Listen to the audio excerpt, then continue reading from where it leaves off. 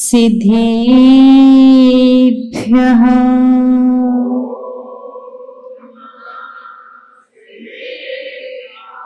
ॐ नमः सिद्धेभ्यः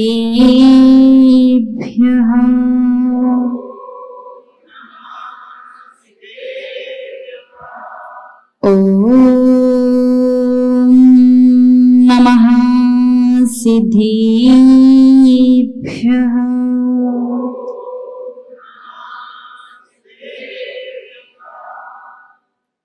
प्रेमी भावी हो सब जीवों से, गुणी जनों में हर्ष प्रभु,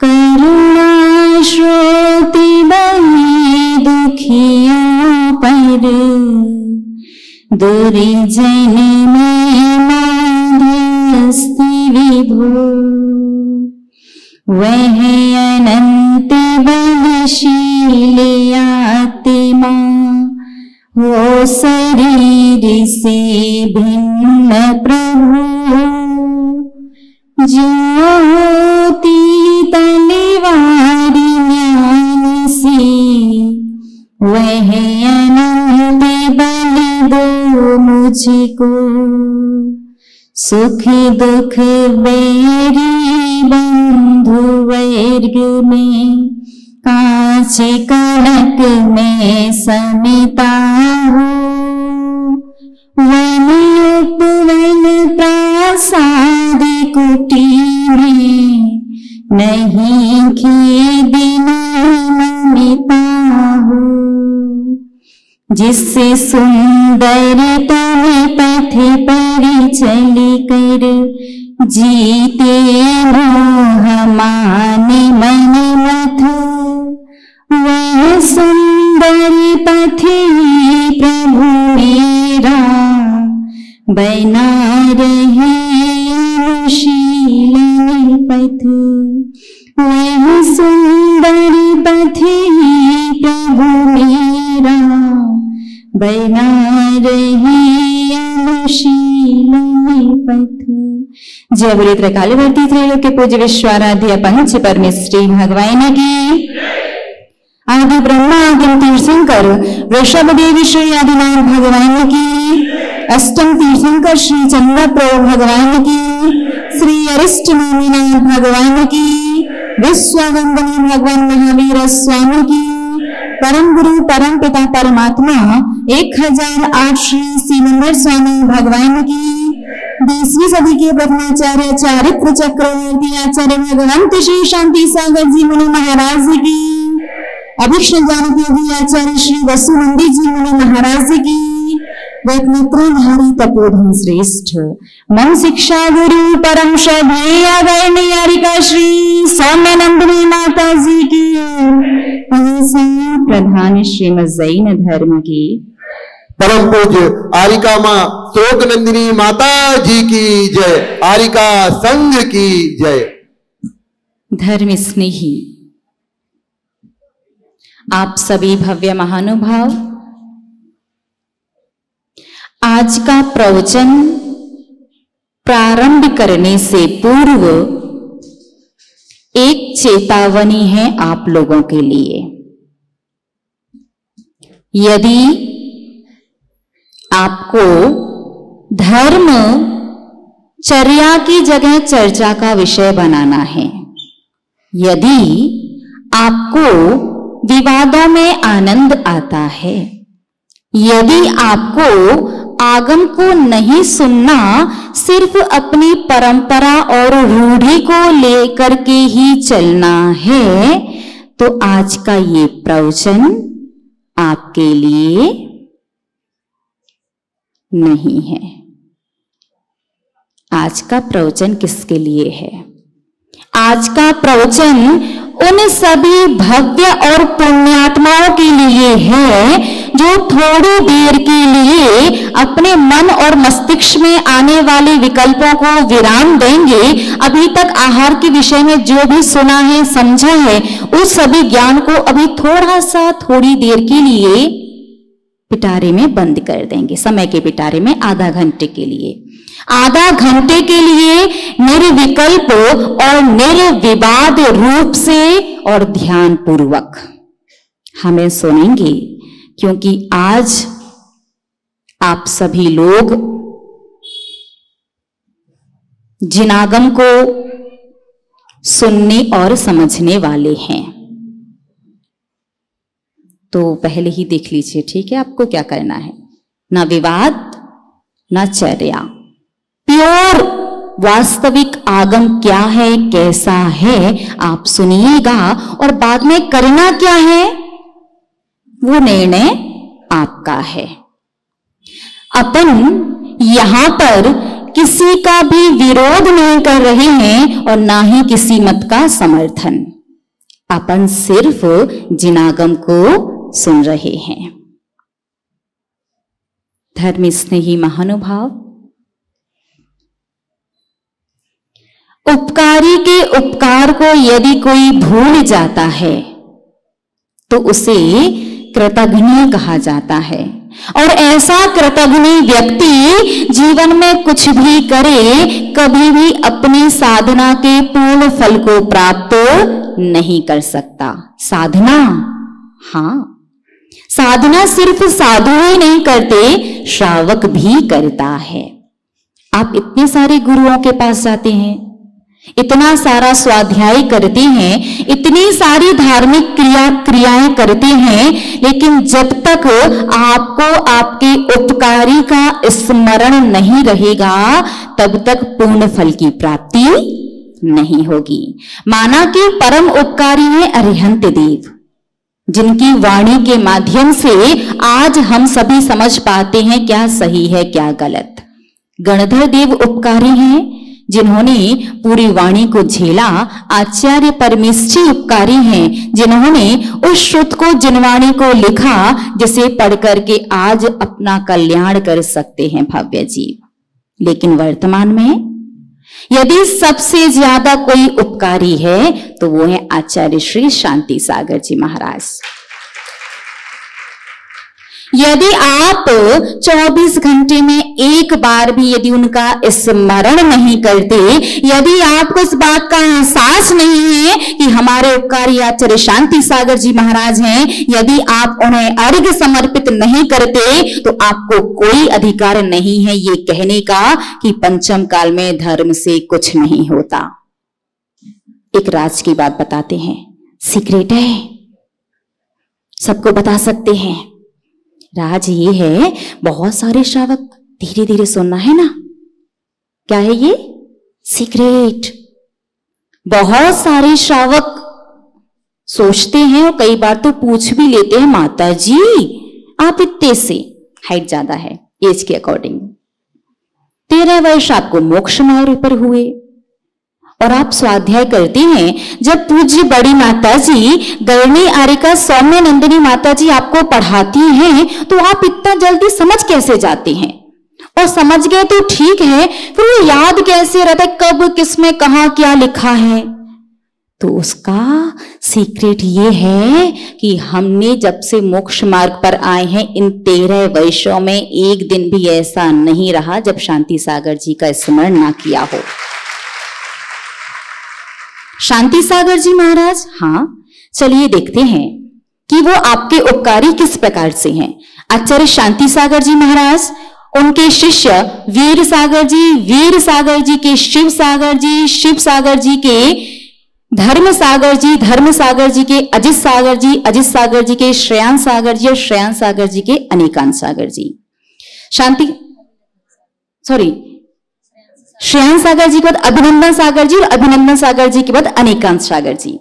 शांति सागर जी के वीर सागर जी के शिव सागर जी के धर्म सागर जी और धर्म सागर जी के वर्धमान सागर जी और अमित सागर जी।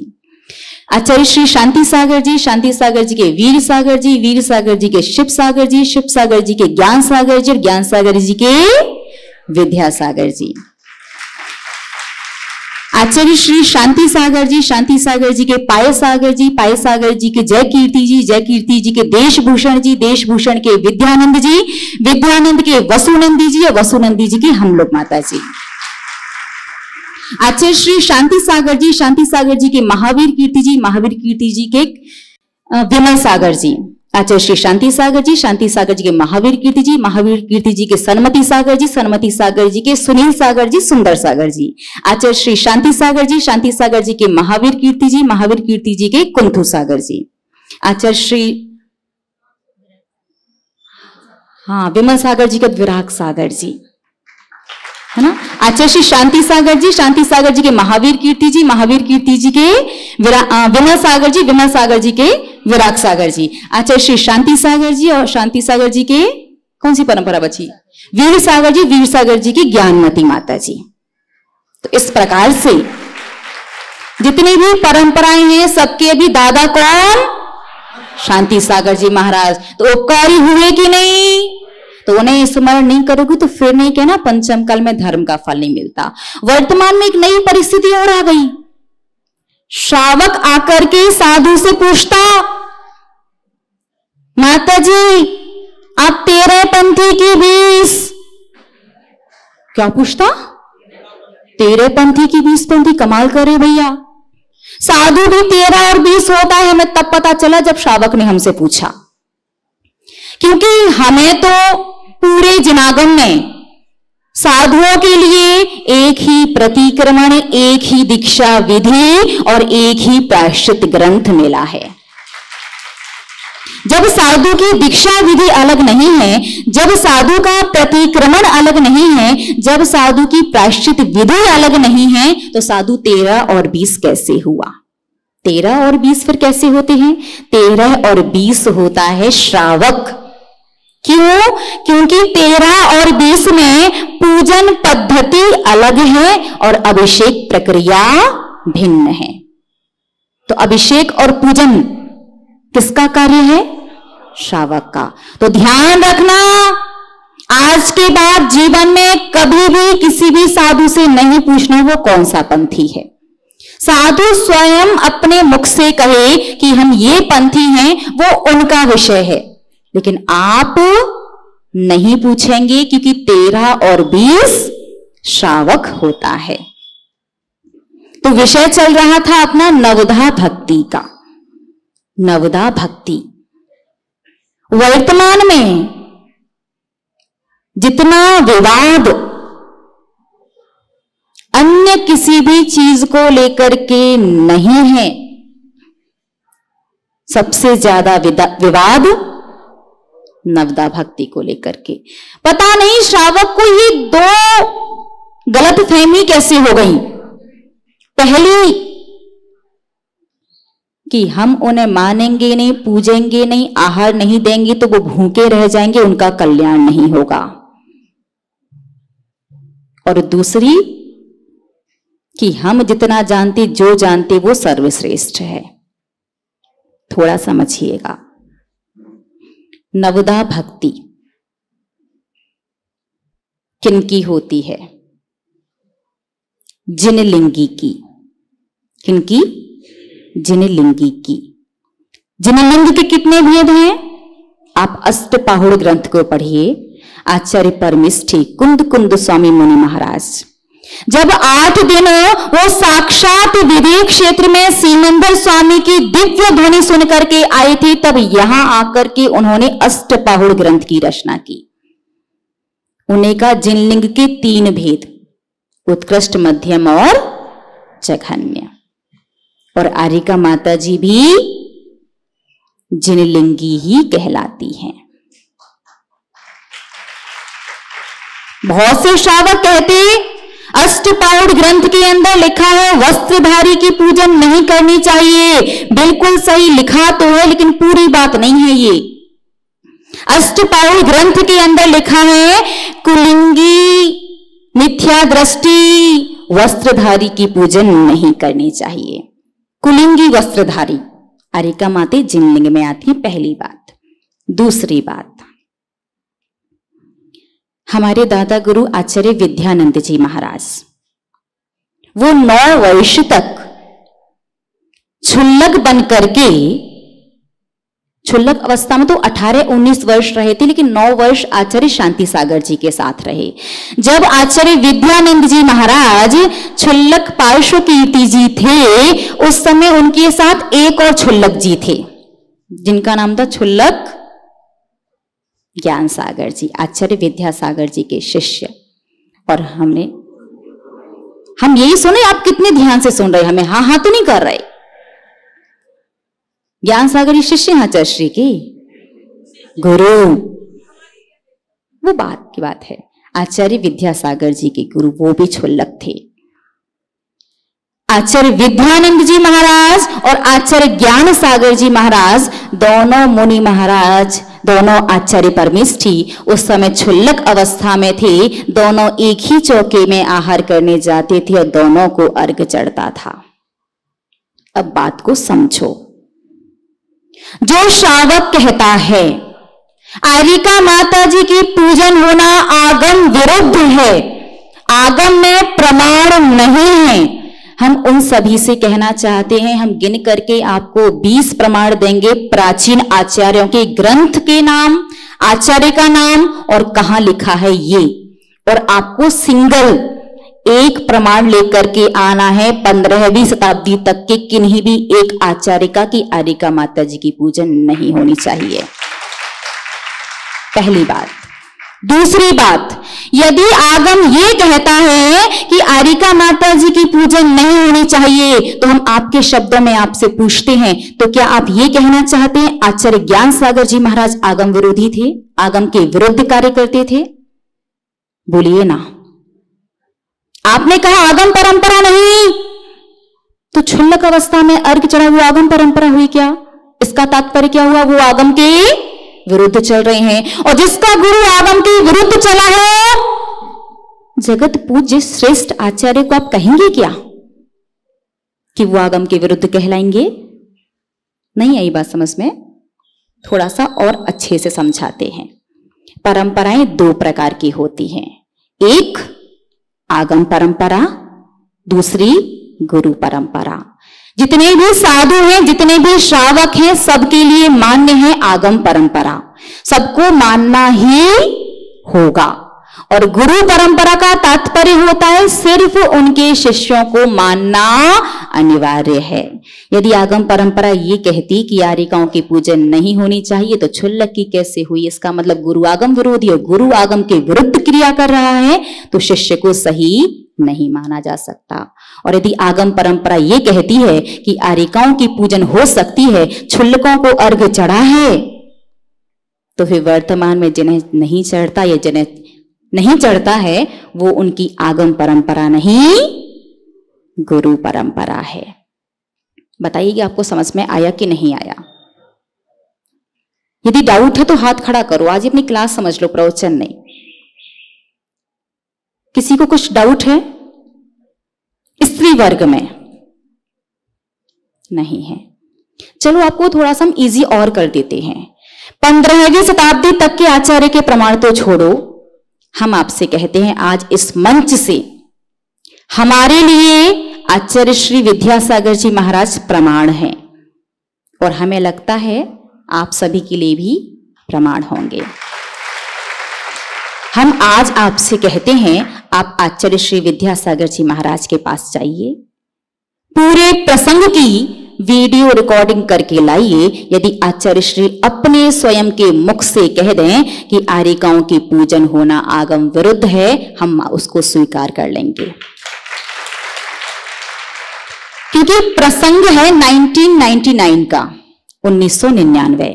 पूज्य बड़ी माता जी गढ़नी आरिका सौम्य नंदिनी माता जी ने 1992 में 92 में आपके इसी मोराजी में शांति कुटी है ना ऊपर, हाँ, वहां पर आचार्य श्री विद्यासागर जी महाराज से ब्रह्मचर्य व्रत लिया था।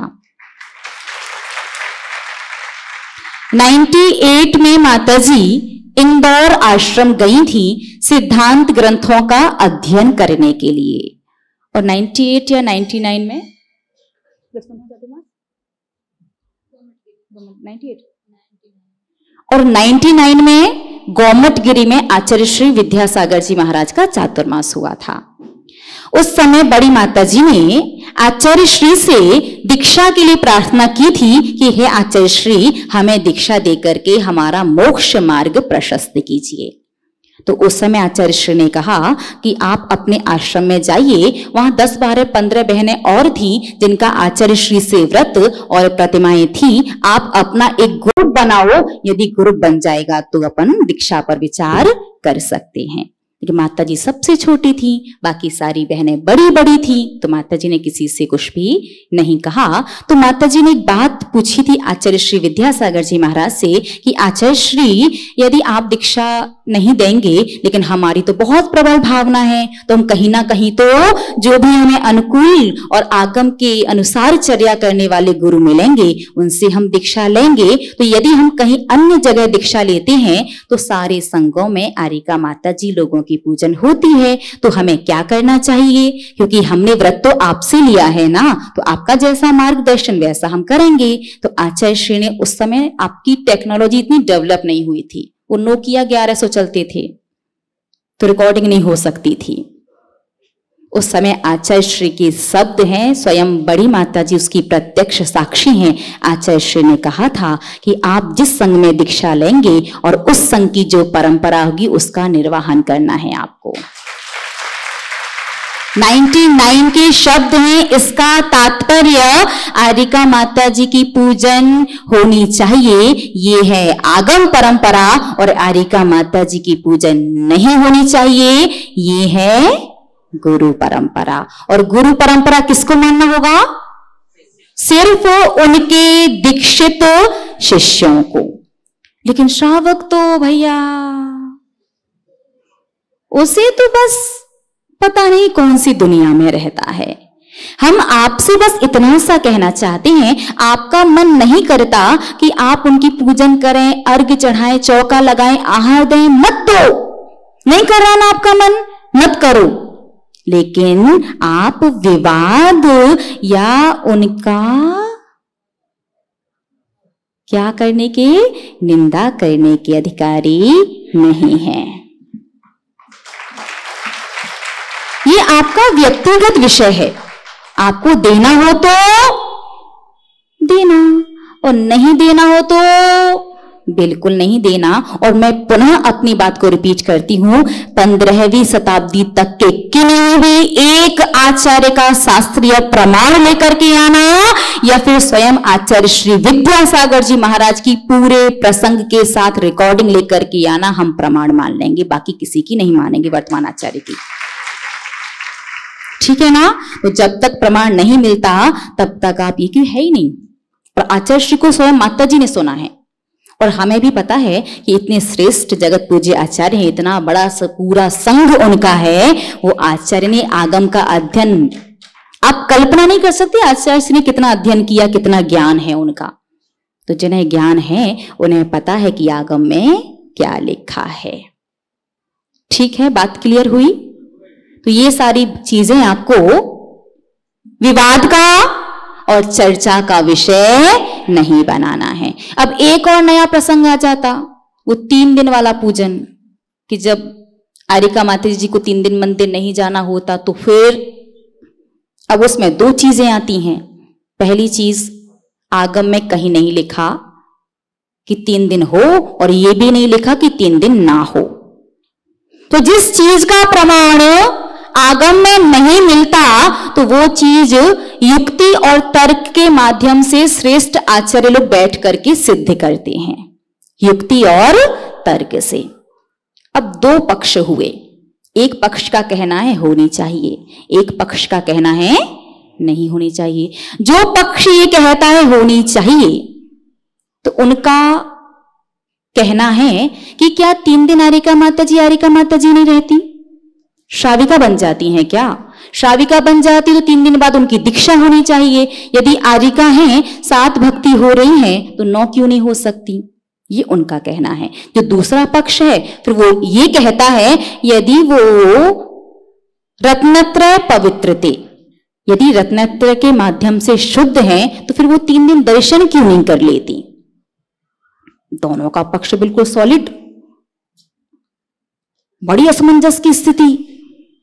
आगम में कोई प्रमाण नहीं, तो क्या करो, बैठ करके विवाद करने बैठ जाओ, दूसरा कोई काम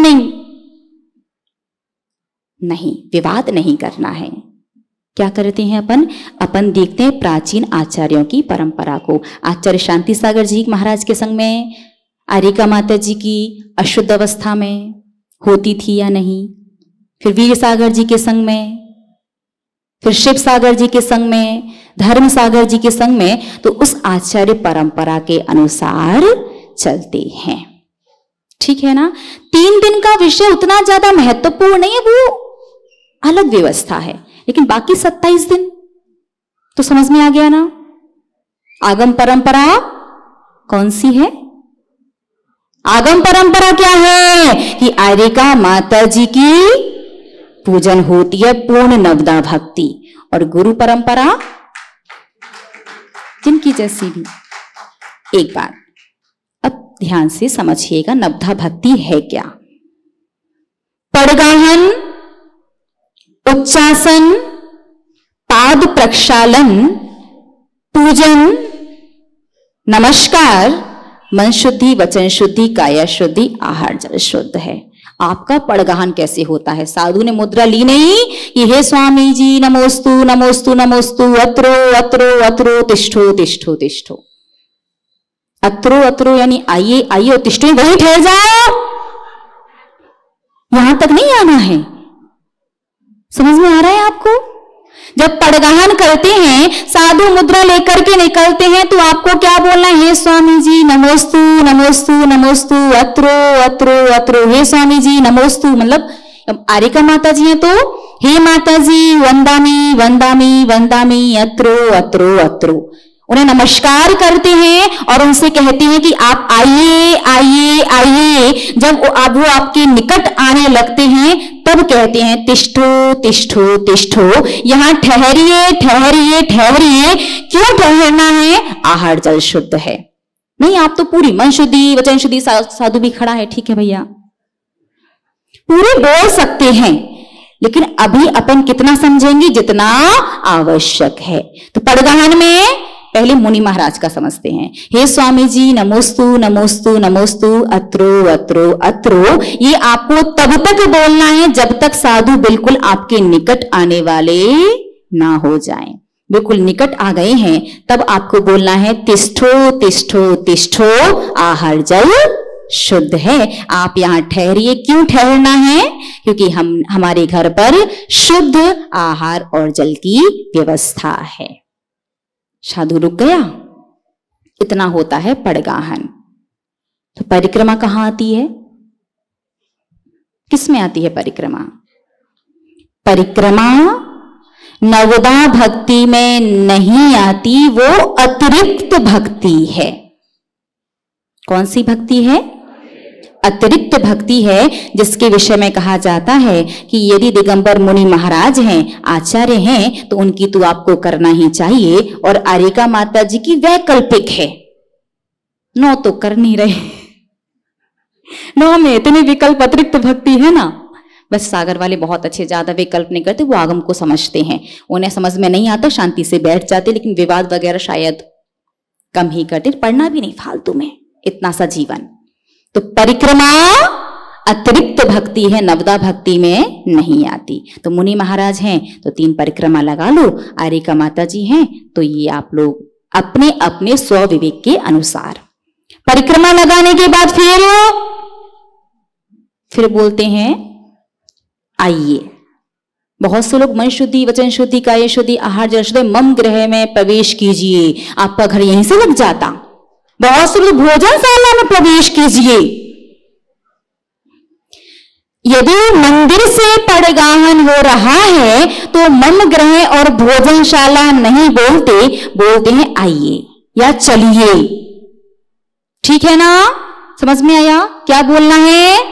आइए या चलिए। 1-2 व्यक्ति आगे चलो और 1-2 पीछे, या तो सारे आगे हो जाते। मैं साधु खुद बच बच के आ रहा कि हम सोले में हैं, कहीं छुल ना जाए। तो एक दो को आगे चलना चाहिए कि किसी प्रकार की यदि रास्ते में कोई गंदगी या अशुद्धि हुई तो साधु को साइड से निकाल करके ले जाया जा सके, और एक दो श्रावक को पीछे चलना चाहिए ताकि किसी प्रकार का अशुद्धि का प्रकरण उपस्थित ना हो सके। ठीक है ना?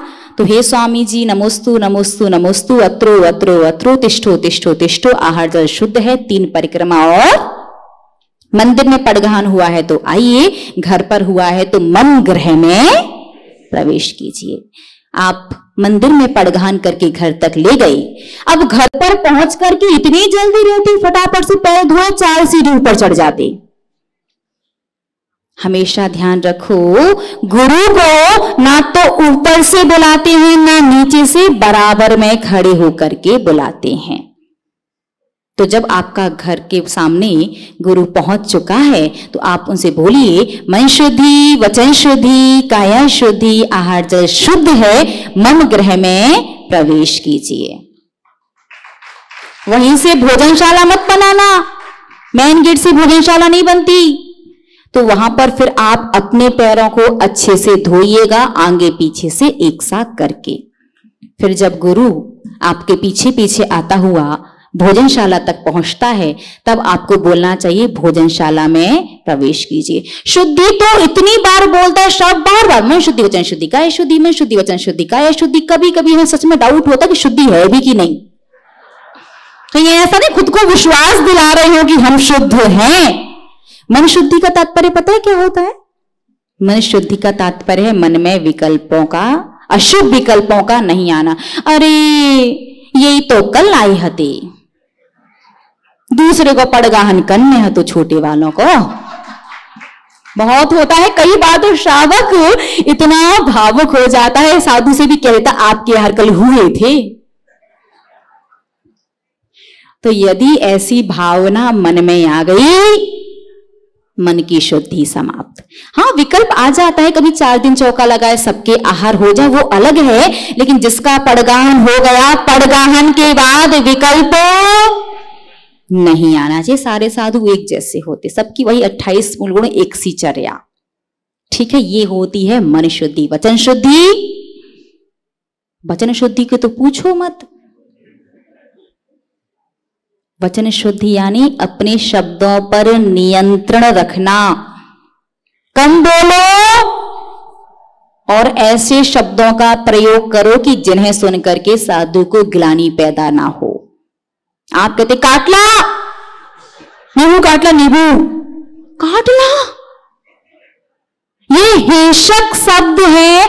यदि साधु को ग्लानि पैदा हो जाए, शब्द सुन के वो वस्तु तो लेगा ही नहीं, और ग्लानि पैदा हो जाए तो अंतराय कर देता है। बहुत से श्रावक ऐसे, माता जी अनार का जूस ले लो, अनार का जूस खून बढ़ता है। सच में ये शब्द ऐसे हैं। मखाने बहुत फायदा करती, हड्डी मजबूत हो जाती हैं। आप समझ रहे कहां है आपकी वचन शुद्धि? इसीलिए आप इतना मन शुद्धि, वचन शुद्धि, काय शुद्धि, मन शुद्धि, वचन शुद्धि, काय शुद्धि करते रहते। और ये सारी गलतियां अधिकांश उन्हीं से होती है ज्यादा आहार देते। जो कम देते, जब कभी देते, वो शांति से बैठे रहते हैं कि वैसे तो वो कम दे रहे हैं, गलती से कोई गलती हो गई तो सब लोग उसकी अच्छे से खबर ले लेते हैं। तो ध्यान रखना, वचन शुद्धि का तात्पर्य है जितनी आवश्यकता है उतना ही बोलो, अनावश्यक बिल्कुल मत बोलो। और वस्तु लेकर के तो नहीं बोलो, वो ज्यादा शुद्ध हो जाएगी बोल बोल के। बहुत विकल्प आता है इस प्रकार का। तो यदि आपको बोलना है, वस्तु साइड से रखो, थोड़ा सा पीछे हो जाओ कि आपके ज्यादा शब्द साधु के कान तक ना पहुंचे। श्रावक जो है इतना प्रसन्न हो जाता है साधु के पड़गाहन के बाद कि साधु ने अंजलि बनाई, वो कुछ ले रहा होता है, अरे रुक जा रुक जा रुक जा, अभी ये मत चला, ये दे दे। निषेध कर दिया तो अब साधु ने जिस वस्तु के लिए निषेध किया है वो वस्तु नहीं ले सकता। शांति से चलाने में कोई परेशानी होती क्या? आराम से साधु के सामने लेकर के जाओ, साधु जो ले रहा है प्रेम पूर्वक चलाते जाओ। इतना विकल्प क्यों? आपका उद्देश्य क्या है? निर्विकल्प और निरंतर आहार करवाने की है या समझ जाओ क्या करने की है। सविकल्प आहार यदि करवाओगे तो आप भी पूर्ण फल को नहीं पा पाओगे। पूर्ण फल का तात्पर्य पता है? पूर्ण फल के तात्पर्य के विषय में आचार्य भगवंत कुंद कुंद स्वामी मुनि महाराज रायण सार ग्रंथ के अंदर लिखते हैं कि जो श्रावक साधु को आहार दान देने के बाद शेषान्न को ग्रहण करता है, शेषान्न समझते? थाली का बचा हुआ, जिस थाली में से साधु ने लिया है उसके बाद जो बचा है, शेषान्न को ग्रहण करता है, वो 7 भव में मोक्ष चला जाता है। शेषान्न साल के 365 में से 200 दिन ग्रहण करते हो, 7 भव तो छोड़ो, 17 भव की भी नहीं खबर। क्योंकि नवदा भक्ति जो है, 7 प्रकार के दाता के गुण जो हैं, उसमें आप इतना उन्हें सदोष बना देते हैं। तो ध्यान रखना, वचन शुद्धि का तात्पर्य कम बोलना है, अनावश्यक नहीं बोलना है और शब्दों का प्रयोग बहुत विवेक के साथ करना है। और काय शुद्धि वो तो आप जानते हैं, 16 पहन लिया सुबह 5 बजे से। कभी कभी ऐसा होता है, हमें याद है लॉकडाउन में है ना, आसपास चौके लगते थे।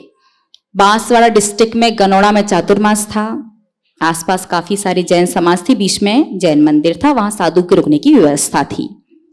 तो कभी कभी तो 5:30 बजे कुकर की सीटी सुनाई देती थी। हाँ, क्योंकि श्रावक को बनाना जो इतना होता है, श्रावक को लगता है साधु जिंदगी में आज पहली बार आहार के लिए उठे हैं या हफ्तों आहार नहीं करेंगे। सिंपल सा जैसा भोजन आप करते वैसा नहीं बना सकते क्या? चलो ठीक है, माना कि आप कहते जब मेहमान आते हैं तो भी तो 4 चीजें बनाते हैं, साधु भी तो अतिथि ही है, तो 2 चीज एक्स्ट्रा बना लो। इतना 1 थाली, 2 थाली, 3 थाली, 4 थाली, आपकी 4 थाली देख करके समाज के 40 लोग पीछे हो जाते चौका लगाने से। आप 4 चीजें बनाओगे, एक दाल बनाओ, एक कढ़ी बनाओ, 2 सब्जी बना लो, क्योंकि नहीं पता साधु का किसका त्याग है, क्या लेता है। एक मीठा बनाओ, एक नमकीन बनाओ, मौसम की जो फल है वो रखो, रोटी बनाओ, चावल बनाओ, बस हो गया, दूध वगैरह जो भी है। ऐसा चौका लगाना मुश्किल है क्या? समाज में क्या ऐसा कोई परिवार नहीं जो ऐसा चौका नहीं लगा सकता? हर एक घर में चौका लग सकता है, कोई परेशानी नहीं। और आपको 2-3 बजे तक बर्तन भी नहीं मांजने पड़ेंगे। बर्तन की तो पूछो मत, गंजिया में बनाते, फिर बेला में निकालते, फिर नॉन की इतनी सी कटोरी में छिटकी लगा के भोग सा दिखाते, और फिर जो लिया फिर वो बड़े बर्तन में निकाल के लेके आते। समझ गए? 1 वस्तु के 4 बर्तन बिगाड़ दिए, फिर कहते चौके में इतने ढेरों बर्तन हो जाते। बिगाड़ कौन रहा है? साधु ने बिगाड़े क्या? आधे तो चौका वाले बिगाड़ते और आधे बाहर की आ जाती। और ये बनाया कि नहीं बनाया, वो किया कि नहीं, कि बाहर वालों को बिल्कुल मना कर दो, बहुत ही ज्यादा ध्यान से। अरे बड़ी माता जी को सुनना है, नवदा भक्ति पूरी अभी तो पड़गहा नहीं हुआ है। काय शुद्धि की विषय चल रहा था, तो ज्यादा बर्तन नहीं बिगाड़ो। जिस पात्र में आपने बनाया है, जिस बर्तन में बनाया है, उसमें से पर्याप्त एक कटोरी में निकाल करके रखो, साधु को दिखाओ, ले रहा है तो दे दो, नहीं ले रहा है तो वापस साइड से रख दो। लेकिन इससे उससे उसमें उससे पता नहीं इतने सारे नहीं करने चाहिए। 100 विवेक है, हिसाब से करो, ठीक है ना? तो मन शुद्धि, वचन शुद्धि बात थी। काया शुद्धि, काया शुद्धि ऐसी कि 5 बजे 16 पहना, 9-10 बजे तक कभी कभी किसी को वॉशरूम जाने की परेशानी हो जाती है, तो वो क्या करते हैं, उन्हीं वस्त्रों में शौच के लिए थोड़े ही जा रहे हैं, हाथ पैर तो धो लिए थे पानी से, वॉशरूम होकर के आ जाते हैं। किसी श्रावक का सिर दुखता है तो अन्न की वस्तु थोड़े ही खा रहे हैं, चाय दूध ही तो पिया है ना? तो आपने चाहे दूध पिया हो या जो भी, यदि आपने शुद्धि के वस्त्र में पहले कुछ ग्रहण कर लिया है, भले ही वो फलाहार ही क्यों ना हो, यदि आप बाथरूम के अंदर चले गए हैं, भले ही बाथरूम ना गए हो, तो भी आपकी काय शुद्धि नहीं रहेगी, वस्त्र परिवर्तित करने होंगे। और ये छींटे वाला सिस्टम तो बिल्कुल नहीं चलेगा कि हाथ लग गए तो छींटे डाल लो। बहुत से लोग तो अशुद्ध वस्त्रों को पहने पहने दूर से, कपड़े से टच नहीं कर रहे हैं, हम कपड़े से नहीं छू रहे, हाथ से पकड़ करके शुद्धि के वस्त्र भी उठा लेते हैं। तो धर्म स्नेह महानुभाव, जितनी ज्यादा शुद्धि का ध्यान रखोगे उतनी ज्यादा जीवन में विशुद्धि प्राप्त होगी, और जीवन में जितनी विशुद्धि प्राप्त होगी उतने ही जल्दी शुक्ल ध्यान के माध्यम से सिद्धत्व पद की प्राप्ति होगी। क्योंकि बिना विशुद्ध परिणामों के शुक्ल ध्यान नहीं लगेगा, और बिना शुक्ल ध्यान के अरिहंत नहीं बनोगे, और अरिहंत नहीं बने तो कभी भी सिद्ध नहीं बन पाओगे। आज आपका समय पूर्ण हुआ, तो अभी तो पड़गाहन करके साधु कहां तक पहुंच गए? द्वारे पर आई थी तो क्या बोला? फिर मन शुद्धि वचन शुद्धि। हाँ चलो बोल दो, मन शुद्धि वचन शुद्धि काया शुद्धि आहार जल शुद्ध है, मम ग्रह में प्रवेश कीजिए। साधु आपके पीछे पीछे चलता चलता भोजनशाला के द्वार पर पहुंचा, तो फिर भोजनशाला में, भोजनशाला कहो, आहारशाला कहो, चौका कहो, ये तीनों चल जाएगा। किचन नहीं कहना, या किच किच होती वो किचन कहलाती। आपको पता जहां आहार बनता उसे चौका क्यों कहते हैं? नहीं पता, चलिए कल बताएंगे। और साधु आपके भोजनशाला के गेट तक पहुंच चुका है। एक बार तो ऐसा हुआ था, हमें याद आ रहा है एक प्रसंग, जब मुक्तागिरी की यात्रा के लिए आरिका संघ गया तो इटारसी पहुंचे। इटारसी में एक प्रोफेसर, एक लैब प्रोफेसर थी, उनके यहाँ चौका लगा और वो कहती है, माता जी मन शुद्धि वचन शुद्धि काया शुद्धि आहार जल शुद्ध है, प्रयोगशाला में प्रवेश कीजिए। उस समय साधु भी असमंजस में आया, पता नहीं क्या क्या एक्सपेरिमेंट होने वाले हैं। और श्रावक कई बार करता भी है, नमक और फिटकरी एक सी होती, दोनों सफेद सफेद, तो कभी कभी सेंधा नमक की जगह दुकानदार फिटकरी दे देता, श्रावक को पता नहीं चलता, वो उसी का भोजन बनाता, फिर जिद और करता, ले लो, बड़े ही भावों से बनाया है। तो कभी कभी एक्सपेरिमेंट चौके में हो भी जाते हैं। तो इस श्रावक की भक्ति कहें या भक्ति का अतिरेक कहें, तो जब आहार देते हैं, आपकी थोड़ी सी भक्ति का अतिरेक साधु के 48 घंटे भूखे की अवस्था बना सकता है। एक तो 24 घंटे बाद उठा, ऊपर से अंतराय का निमित्त मिला, तो दूसरे दिन 24 घंटे बाद उठेगा। आप कल्पना करो, जब आप 24 घंटे भूखे रहते हो तो सपने में भी सूर्योदय दिखाई देता है। सुबह हो गई, नहीं नहीं, घड़ी में तो 1 ही बजे, सपने में सूर्योदय होता रहता है। तो साधु की तो 48 घंटे हो जाते हैं। तो बहुत विवेक के साथ आहार देना चाहिए, क्योंकि आहार दान का फल आपने सुना कि वज्र जंग राजा ने आहार दिए थे, तो 8 भव बाद भगवान आदिनाथ बने थे। और आचार्य भगवंत कुंद स्वामी मुनि महाराज ने कहा कि साधु के आहार का शेषान्न भी ग्रहण किया तो 7वें भव में मोक्ष चले जाओगे। इतनी विशेष आहार की प्रक्रिया है। पुनः प्रवचन समाप्त करने से पूर्व अपनी बात को रिपीट करना चाहेंगे कि आज का जो प्रवचन था वो किसके लिए था? चर्या का विषय बनाने के लिए। चर्चा और विवाद का विषय नहीं बनाना है। कल अभी विषय आगे और चलेगा। पुनः एक बार रिपीट कर देते हैं कि यदि आप आगम के अनुकूल वचन सुनना नहीं चाहते, यदि आप आगम को मानना नहीं चाहते, यदि आप आगम को जानना नहीं चाहते, तो इस विषय को सुन के फिर विकल्प नहीं कीजिएगा। ठीक है, इससे अच्छा फिर विषय ना ही सुने तो वो श्रेष्ठ रहेगा। और यदि आपको लगता है कि आप करेंगे तो वही जो करना है, कोई प्रॉब्लम नहीं है, लेकिन एक बार ये जानना जरूर है कि आगम में लिखा क्या है, किन आचार्य ने कैसा लिखा है, क्यों करना चाहिए, तो आपका इस धर्म सभा में स्वागत है। ठीक।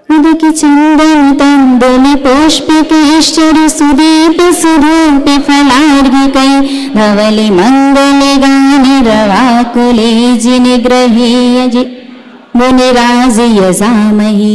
ओम नरम श्री भीष्म सदी के प्रथमाचार्य चारित्र चक्रवर्ती आचार्य भगवंत श्री संत शिरोमणि आचार्य श्री अभीक्ष्ण ज्ञानोपयोगी आचार्य श्री अनाविधि पद प्राप्त निरपामिति।